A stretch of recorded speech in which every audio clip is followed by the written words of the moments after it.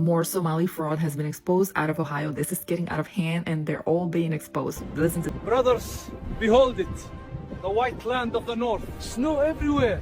But look, the skyline, just like on the old drawings. Yes, of course, ethnically Somali. We are in this country as Americans. Yeah. We are citizens. We are productive part of this nation, and we will continue to be.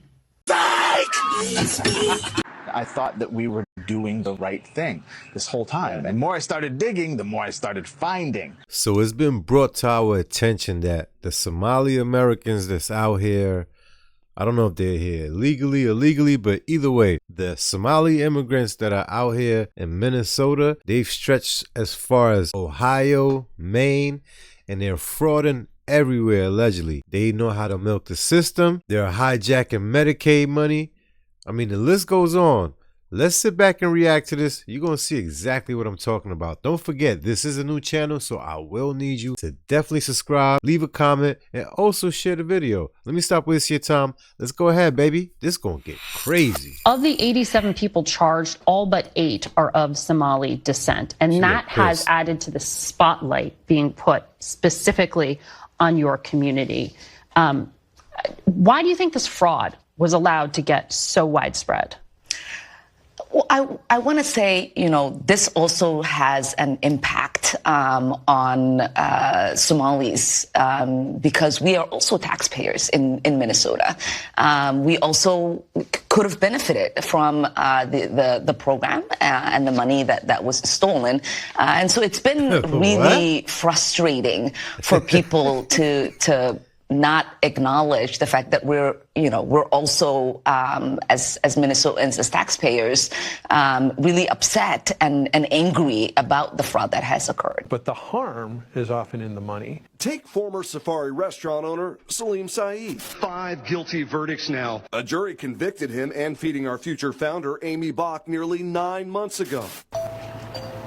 But we found Saeed and his wife are still the official owners of this $1.1 million house in Plymouth. Fraud money funded their $952,000 down payment in 2021. Wow. And county records show they've racked up more than $50,000 in delinquent property taxes since then. Whistleblower is now accusing a contractor in Maine of defrauding taxpayers out of millions of dollars over the course of 7 years. It's a story you'll see first here on The Hill and exclusively on News Nation. And it centers on Maine's Medicaid program.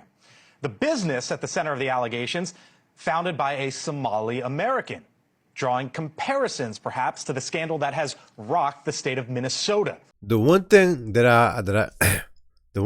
I'm starting to understand or starting to realize is that even though these people are frauding, who you think they learn this from?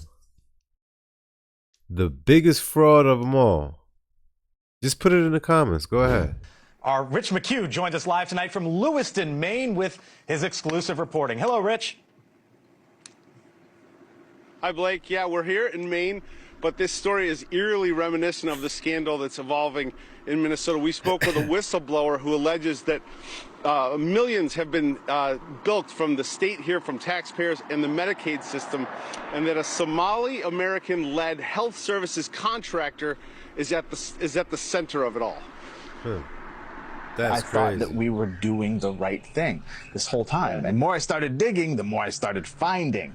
And I just couldn't believe what I was seeing, that this was happening and that I was part of this. Chris Bernardini spent 7 years working for Gateway Community Services, a Somali-American-led health services contractor in Maine. Bernardini alleges Gateway oversaw a system in which false records were filed about client visits. And he says they charged taxpayers for providing services that were never performed. We started getting some clients calling and saying, months later that their client owed them hours. They hadn't come in for these shifts and stuff.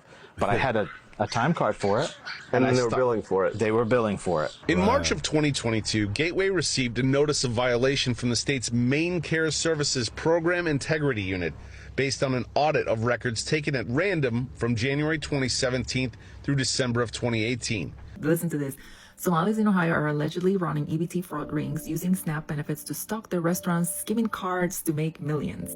More than 34,000 Ohio households have been duped out of nearly 17 million in SNAP benefits from June 2023 to December 2024, with Somali migrant criminals using skimming devices at grocery stores to clone magnetic strip cards and steal the money, according to the Ohio Department of Job and Family Services.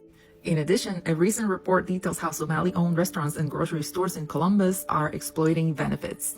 According to the report, migrants own restaurants with attached grocery stores that they own.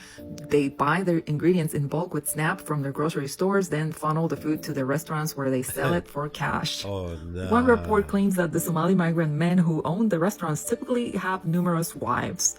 That's crazy. They only have to claim their first wife so that subsequent wives are able to collect welfare benefits that are then used to prop up the stores and restaurants.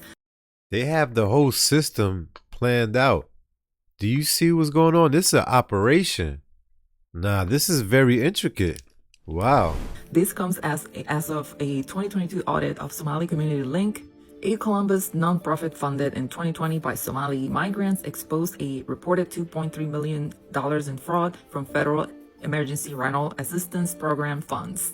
The investigation flagged missing rental aid, violations of cash management protocols, and inadequate fraud safeguards.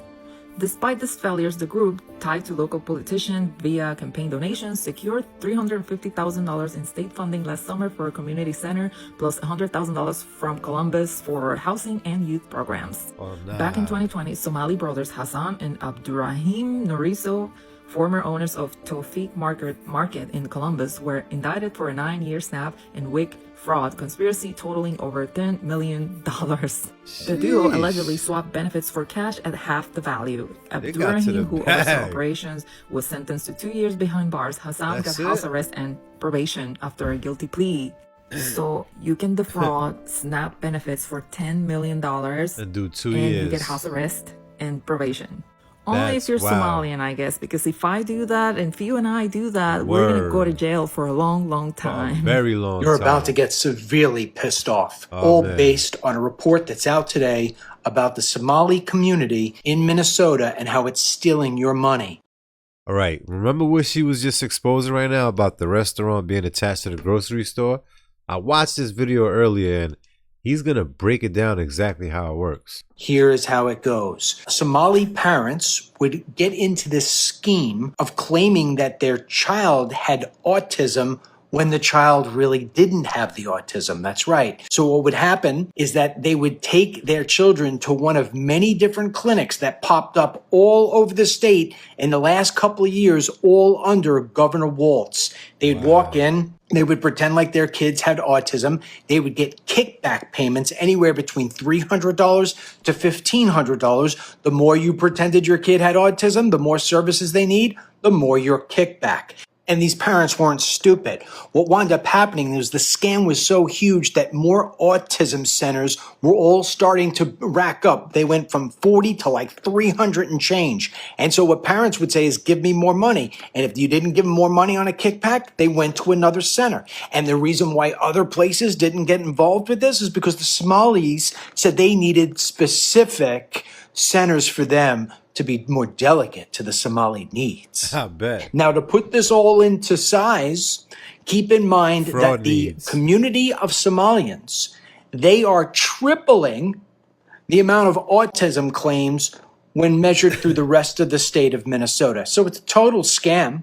And this continued to grow and grow, so much so that if you go back to 2018, autism claims were $3 million. By 2023, $400 million, and you've been paying for all of it. Some of that money going towards donations for the campaign of Ilhan Omar, that's what they're reportedly saying, all happening under Governor Walz's watch, you know, Tampon Tim.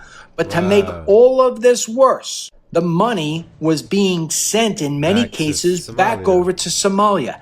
And that money, when it got to Somalia, was funding terrorism. That's right. Al-Shabaab and Al-Qaeda's greatest funder are the taxpayers of Minnesota and the United States of America. Now, Al-Shabaab has killed more Americans than anybody else. So basically, this is what it is. They're stealing your frickin' money.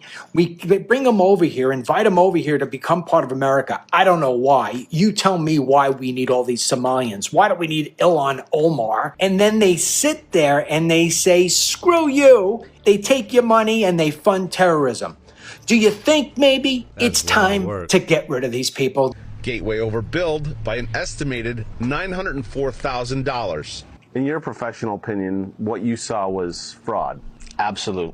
No doubt about it. No doubt about it. But Bernardini says when the pandemic hit, it got worse. I started seeing bonuses, $2,000 bonuses going to these staff that had only been with us for 2 weeks. Never worked a shift with a client. And yet the PPP loan comes, you're giving $2,000 away like they're lollipops at a doctor's office. In April of 2024, Bernardini wrote to the Department of Homeland Security seeking you get a lollipop, protection. you get a lollipop. They referred everyone him back gets to a the lollipop. state of Maine. Nearly a year later, Gateway fired Bernardini. The company's founder and CEO is Abdullahi Ali, a Somali-American who, while at the time serving as executive director for Gateway, they say he knew too last much. year Gotta ran go. for president of Jubaland, a state in Somalia's south that borders Kenya. Last week, he posted on X, "I make no apologies for building a successful business in Maine, working hard to earn a living, earning my PhD, giving back to my Maine community, and running for office in Jubaland. I am proud to contribute my hard-earned dollars to support my people back home." We reached out to Ali for comment multiple times. We even came to Gateway to try and speak with him. Hello. I'm with News Nation. My name is... No comment? Is Mr. Ali here? Can we speak with Mr. Ali? Republican State Senator Matt Harrington has called on Governor Janet Mills to investigate. It's just an absolute insult to the Maine taxpayer.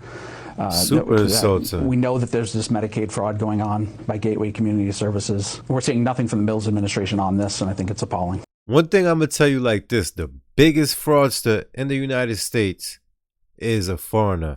But they learn that from an American. Just remember that. The system always has a back door. I don't know. It's always a loophole. Why is it so? So while people are out there struggling, can't make ends meet, look what's going on right in front of your eyes. Hey, look, listen. They only got 2 years.